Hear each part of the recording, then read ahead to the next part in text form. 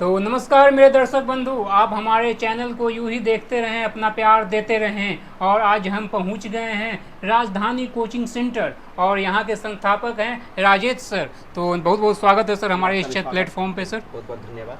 तो हम लोग आज जानेंगे, क्योंकि सिविल कोड का एग्ज़ाम हो चुका है, पीटी भी हो चुकी है, मेंस भी हो चुकी है। अब बारी है इंटरव्यू और डॉक्यूमेंट वेरिफिकेशन का। तो कब और कैसे क्या रिजल्ट आ रहे हैं सर? रिजल्ट का तो ऑलरेडी आयोग ने नोटिफिकेशन जारी कर चुका है अच्छा। कि 3 तारीख को हाँ, हाँ। आपका हम अनाउंसमेंट करेंगे रिजल्ट का। और 8 तारीख से इंटरव्यू डेट आपका स्टार्ट हो जाएगा। अच्छा, तो दिसंबर में एग्ज़ाम पीटी हुआ था, फिर मेंस हुआ मई में, और अब अगस्त में तैयारी है इंटरव्यू की। जी, तो चूंकि ये आधा ऑब्जेक्टिव और आधा 40 मार्क्स का डिस्क्रिप्टिव पेपर लिया था। अच्छा। डिस्क्रिप्टिव पेपर तो चेक करने में टाइम लगेगा। अच्छा। इसलिए टाइम लगा और क्वेश्चन पेपर पूरा लेंदी था, तो डिस्क्रिप्टिव पेपर चेक करने में 2 से ढाई मिनट लेता है। अच्छा। ताकि थोड़ा प्रोफेसर लोग पूरा बाय रूल्स के अकॉर्डिंग हाँ, वो हाँ। चेक करते हैं, जैसे रहता है लेटर रहता है, प्रेसी कंप्रीहेंशन, यही एक ऐसा एग्जाम था। तो कितना कट ऑफ जाने का संभावना है इस बार? जनरल का जैसा क्वेश्चन का लेंदी देखा गया था सारे बच्चों को, आपको क्वेश्चन का स्टैंडर्ड नहीं देखना है। अच्छा। आपका देखना है कि सारे बच्चों के लिए वही था। अच्छा। ऐसा नहीं कि आपके लिए अलग बना दिया गया था, उनके लिए अलग बनाया गया था, तो उसी में लड़कों को छांटना है उसको। तो इसका मैक्सिमम देखा गया। बहुत सारे हमारे अच्छे स्टूडेंट जो शुरू से रिजल्ट देते हैं, बहुत सारे डिफरेंट एसएससी में, रेलवे में रिजल्ट देते आए हैं, और उनका देखा गया है कि इतना तक गया। तो इनके आधार पर हम एक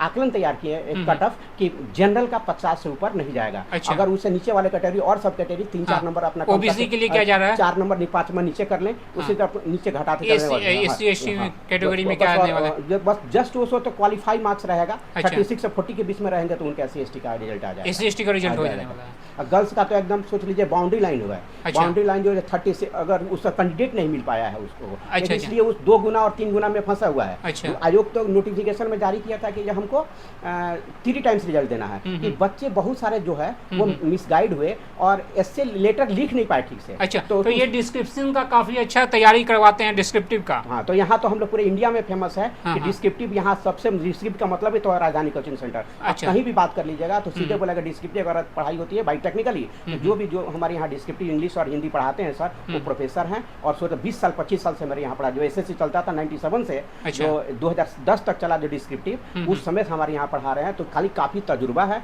और पूरा टेक्निकली बच्चों को गाइड करते हैं। अच्छा। इसमें सुनने में आया कि बहुत सारे बच्चे जो लेटर लिखे वो अपना ओरिजिनल नाम पता लिख दिए, अच्छा। जिससे वो यूवीफे में डाल दिया, 0 नंबर बैठा दिया उसको। अच्छा अच्छा, ऐसा है। ऐसा भी है, तो इसलिए उसको 2 गुना लड़के डिस्क्रिप्टिव में पास नहीं किए। तो पास नहीं किए तो उसका क्या तो आधार?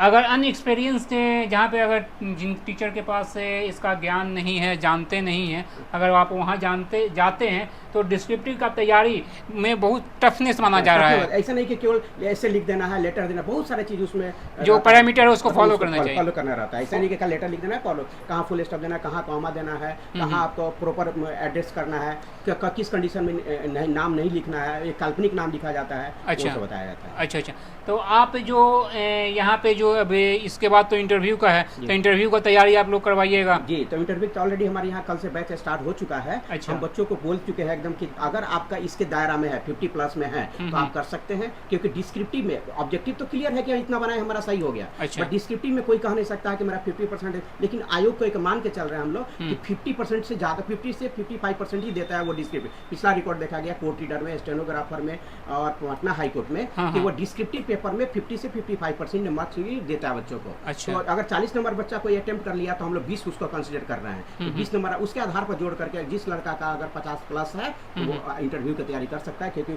जब वो रिजल्ट निकालेगा तो बच्चा अपना डॉक्यूमेंट तैयार करेगा या इंटरव्यू की तैयारी करेगा या वो इंटरव्यू देने जाएगा। क्योंकि वो एक सेंटर जो बनाता है 5-6 जगह बनाता है। अच्छा। गया रहता है, मुजफ्फरपुर रहता है, आपको समस्तीपुर रहेगा, दरभंगा रहेगा, पटना रहेगा। तो अच्छा। बच्चों का कहाँ है तो 2 दिन पहले जाएंगे वो। तो इसलिए इस बीच में अगर इस कट ऑफ के दायरे में है तो अपना प्रिपरेशन स्टार्ट कर दें, ऑनर्स पेपर को देखें, प्लस आपका इंट्रोडक्शन आप मिरर के सामने नहीं कहीं ज्वाइन करना है, सिर्फ करना है तो मिरर के सामने खड़ा होकर के एक बच्चा को खड़ा कर दें, उससे पूछाएं, अपने बोलें, इंट्रोडक्शन को पार्ट को सही करना है। क्योंकि पिछला बार देखा था हाई कोर्ट में 1.5 नंबर दे करके लड़का को फेल कर दिया था। अच्छा। मिनिमम चाहिए 3 नंबर हाई कोर्ट में, बट 1.5 नंबर दिया और फेल कर उसके कॉलम में लिख दिया। अच्छा अच्छा। बट इसमें क्लियर नहीं किया है सिविल कोर्ट में कि हमको मिनिमम क्या क्वालिफाई मार्क्स होना इंटरव्यू में कितना मार्क्स चाहिए? क्लियर नहीं ये किया कोई है। क्लियर नहीं है। क्योंकि अपग्रेड किया है इसको एलडीसी से यूडीसी, पहले ये निकाला था क्लर्क की वैकेंसी। अच्छा। लेकिन अब अपग्रेड करके इसको यूडीसी कर दिया है, तो ये कुछ कहा नहीं जा सकता, लेकिन मिनिमम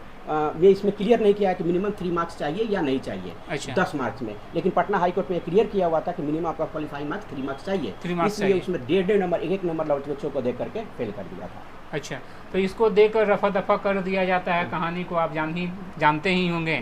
तो लेकिन आप अगर यहाँ पे पटना में हैं तो आप यहाँ पे आ सकते हैं, और बाकी सर ने बताया है कि अगर आप सेल्फ करना चाहते हैं तो मिरर का प्रयोग कर सकते हैं इंटरव्यू के लिए।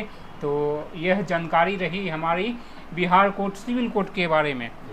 तो अब आगे भी जानकारी हम लेते रहेंगे, क्या होगा कैसे होगा। आपकी क्या राय है इस वीडियो पे अपने कमेंट में ज़रूर रखें। तो बहुत बहुत